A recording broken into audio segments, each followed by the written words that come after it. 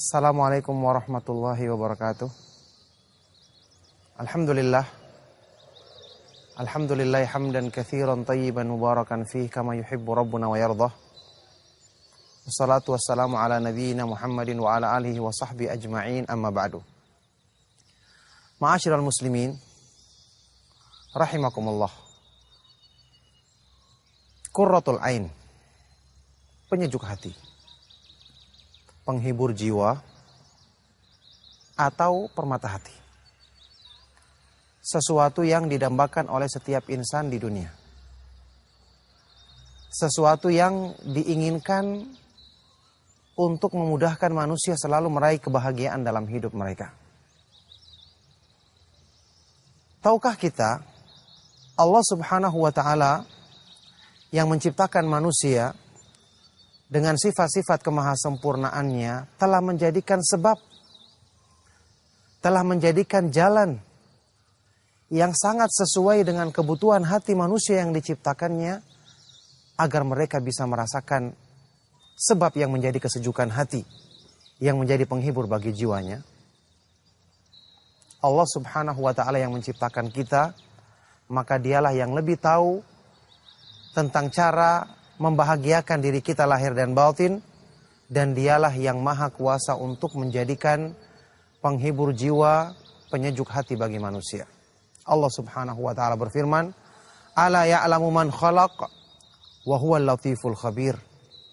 Bukankah Allah yang menciptakan alam semesta beserta makhluk di dalamnya, yang lebih tahu keadaan mereka, tahu memperbaiki cara memperbaiki mereka, tahu membahagiakan mereka lahir dan batin.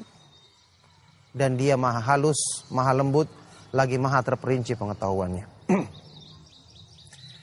Di dalam ayat-ayat Al-Quran dan hadis-hadis Rasulullah SAW, paling tidak ada 3 gambaran tentang bagaimana seorang hamba bisa meraih atau mengusahakan bagi dirinya yang namanya kesejukan hati atau permata hati yang dikenal dalam istilah syariat dengan qurratul ain atau qurratul uyun, penyejuk mata yang kemudian turun ke hati.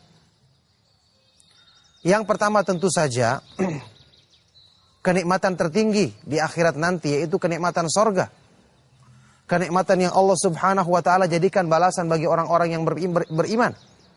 Allah Subhanahu wa ta'ala berfirman dalam surah As-Sajdah, "Fala ta'lamu nafsum ma ukhfiya lahum min qurrati a'yun jazaa'an bima kanu ya'malun." Tidak ada satu jiwa pun yang mengetahui apa yang Allah sediakan bagi mereka berupa kenikmatan yang menyejukkan matanya, menghibur hatinya, penyejuk bagi jiwanya sebagai balasan dari apa yang mereka kerjakan di dunia ini. Qurratul ain di sini tentu adalah puncak dari semua kebahagiaan, puncak dari semua keindahan yang akan dirasakan oleh penduduk sorga di akhirat nanti. Semoga Allah Subhanahu wa ta'ala mudahkan kita termasuk ke dalam golongan penghuni sorga dengan taufik dan karunia-Nya. Makanya penduduk sorga adalah orang yang paling sejuk hatinya sehingga terpancar pada wajah mereka, terpancar keindahannya pada penampilan fisik mereka. Allah Subhanahu wa ta'ala berfirman, "Ta'rifu fi wujuhihim nadratan na'im." Kamu akan melihat pada wajah-wajah mereka pancaran kenikmatan, kebahagiaan yang ada dalam hati mereka. Dalam ayat yang lain surat Al-Insan, Allah Subhanahu wa ta'ala berfirman, "Fawaqahumullahu syarra dzalikal yaumi wa laqahum nadratan wa surura." Maka Allah menjaga mereka dari keburukan pada hari kiamat. Menjaga mereka penghuni sorga, orang-orang yang beriman, dari keburukan pada hari kiamat. Dan Allah anugerahkan untuk diri mereka nadratan, kecerahan pada wajah, rasa bahagia yang terlihat pancarannya pada fisik, wasururo, dan kegembiraan dalam hati. Inilah qurratul ain yang tiada taranya. Dan untuk inilah orang-orang yang beriman, yang mengetahui, meyakini kenikmatan yang tiada bandingnya ini, berlomba-lomba untuk mendapatkan dan mengambil bagian yang besar dengan amal soleh di dunia untuk meraih kenikmatan tersebut. Hadirin sekalian rahimakumullah, jemaah kaum muslimin rahimakumullah. Yang kedua adalah qurratul ain yang merupakan sorga di dunia, penyejuk hati yang sekaligus merupakan sorga di dunia, yaitu kenikmatan iman, kenikmatan beribadah kepada Allah Subhanahu wa taala. Kenikmatan ketika berzikir, membaca Al-Qur'an dan melaksanakan ketaatan kepadanya, belajar agamanya, belajar tauhid, belajar iman. Inilah yang digambarkan, diisyaratkan oleh Rasulullah sallallahu alaihi wasallam ketika beliau menyebutkan tentang salat yang merupakan munajat seorang hamba dengan Rabb-Nya. Rasulullah sallallahu alaihi wasallam bersabda dalam hadis sahih riwayat Imam Ahmad dan An-Nasa'i, wa ju'ilat qurratu aini fi shalah, dijadikan penyejuk hatiku ketika aku menunaikan salat, ketika bermunajat kepada Allah Subhanahu wa taala. Rasulullah sallallahu alaihi wasallam bersabda, "Idza qama ahadukum ila sholati fa innahu yunaji rabbahu, falyanzur ahadukum bima yunajih." Jika salah seorang dari kalian berdiri menunaikan salat, sungguh dia sedang bermunajat, bertemu dengan Allah, berkomunikasi dengan Allah. Maka hendaknya kita melihat, masing-masing diri kita melihat bagaimana sikap kita waktu bermunajat kepada Allah Subhanahu wa taala. Inilah hakikat kesejukan hati, permata hati yang sebenarnya. Penghibur jiwa yang sesungguhnya. Ibadah yang dilakukan dengan iman yang benar. Ibadah yang dilakukan dengan pengetahuan tentang keindahan nama-nama Allah dan kesempurnaan sifat-sifatnya. Inilah sebab yang menjadikan orang yang beriman di dunia telah merasakan sorga, yang dengan itu mereka akan termotivasi untuk meraih sorga di akhirat, karena gambarannya seperti yang ada di dunia. Ibnu Taimiyah rahimahullah ta'ala pernah mengungkapkan, inna fid dunya jannatan man lam yadkhulha la yadkhulul jannatal akhirah.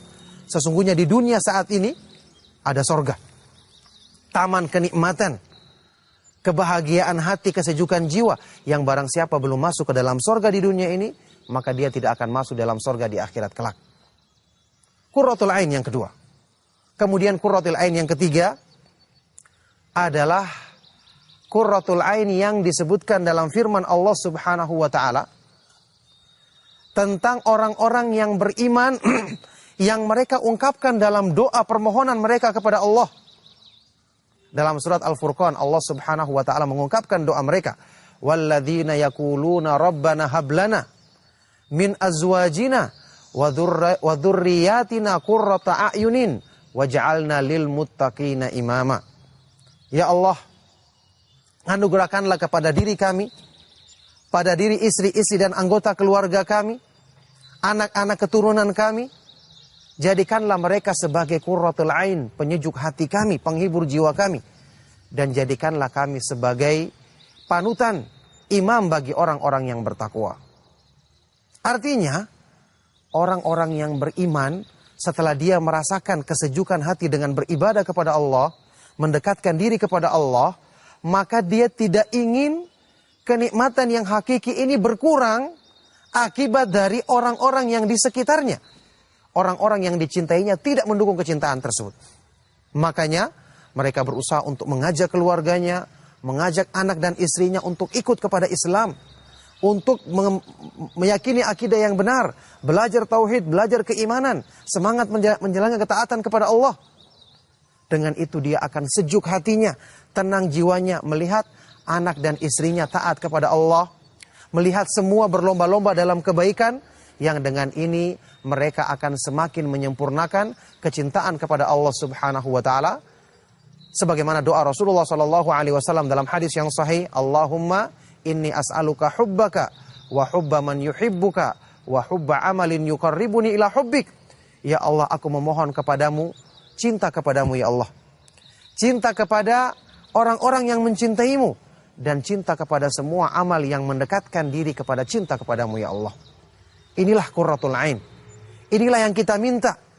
Inilah sebab yang menjadikan hati kita selalu sejuk, selalu dihiasi dengan hiasan keindahan. Rasulullah sallallahu alaihi wasallam mensifati iman yang sempurna sebagai zina dalam doa beliau, Allahumma zayyinna bizinatil iman. Ya Allah, hiasilah kami dengan hiasan keimanan. Keimanan yang menjadi permata. Di dalam doa yang lain beliau mengungkapkan, wa as'aluka na'iman la yanfadu wa qurrata ainin la tanqati. Dan aku mohon kepadamu ya Allah, kenikmatan yang tidak pernah putus, kenikmatan yang kekal abadi di akhirat nanti, dan qurratul ain, penyejuk hati yang tidak pernah terputus, yang didapatkan oleh seorang hamba di dunia dan di akhirat nanti. Semoga Allah subhanahu wa ta'ala memudahkan kita untuk selalu mendapatkan sebab-sebab yang memperbaiki diri kita, menjadikan sempurna kebahagiaan kita, menjadikan jiwa kita selalu tenang, bahagia dalam kehidupan di dunia, untuk kita akan mendapatkan kebahagiaan yang lebih sempurna lagi di sisi Allah subhanahu wa ta'ala dengan taufik dan karunia-Nya. Demikianlah, sallallahu wasallam wa barak ala nabiyina Muhammad wa ala alihi wa sahbihi ajma'in. Subhanakallahumma wa bihamdika asyhadu an la ilaha illa anta astaghfiruka wa atubu ilaik. Wassalamualaikum warahmatullahi wabarakatuh.